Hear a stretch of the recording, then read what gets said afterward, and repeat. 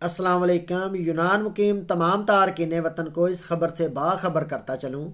کہ جو یونان کے وزیر امیگریشن ہے تھانوس پلیوریو، وہ آج کل یونان کے سوشل میڈیا پر زیر بحث ہیں، کیونکہ انہوں نے ایک بڑا ہی سخت قانون بنا دیا ان تمام تر این جی اوز کے حوالے سے جو یونان میں غیر قانونی تارکین وطن کو سپورٹ کرتی تھی۔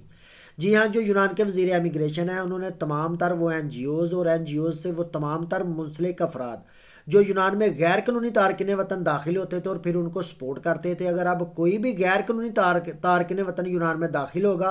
اور این جی اوز یا این جی اوز سے منسلک کوئی فرد غیر قانونی تارکین وطن کو یونان میں سپورٹ کرے گا، ان کی مدد کرے گا، تو ان کو 10 سال جیل ہوگی اور 50,000 یورو جرمانہ بھی ہو سکتا ہے۔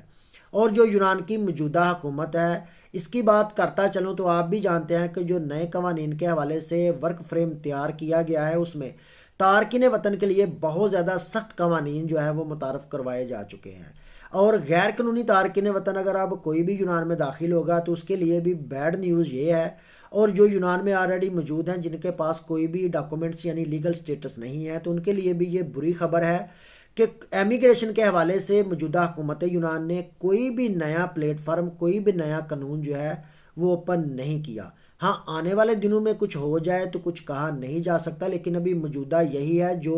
مسودہ اور جو ورک فریم تیار کیا گیا ہے نئے قوانین کے حوالے سے، تو غیر قانونی تارکین وطن کو لیگل کرنے کے حوالے سے کوئی بھی قانون موجود نہیں ہے۔ نہ مالک آپ کا پیپر بنوا سکتا ہے، نہ آپ ہی کسی طریقے سے یونان میں لیگل ہو سکتے ہیں، چاہے آپ یونان میں آلریڈی موجود ہیں یا پھر آپ یونان آنے کے خواہشمند ہیں۔ اگر آپ غیر قانونی طریقے سے یونان میں داخل ہوگے تو یہ بات اپنے ذہن میں بٹھا لیں کہ آپ کسی صورت بھی یونان کے لیگل پیپر آپ حاصل نہیں کر سکتے۔ باقی تمام بھائی دعا میں یاد رکھیے گا۔ آپ کی محبت کا بہت زیادہ مشکور ہوں۔ فی امان اللہ۔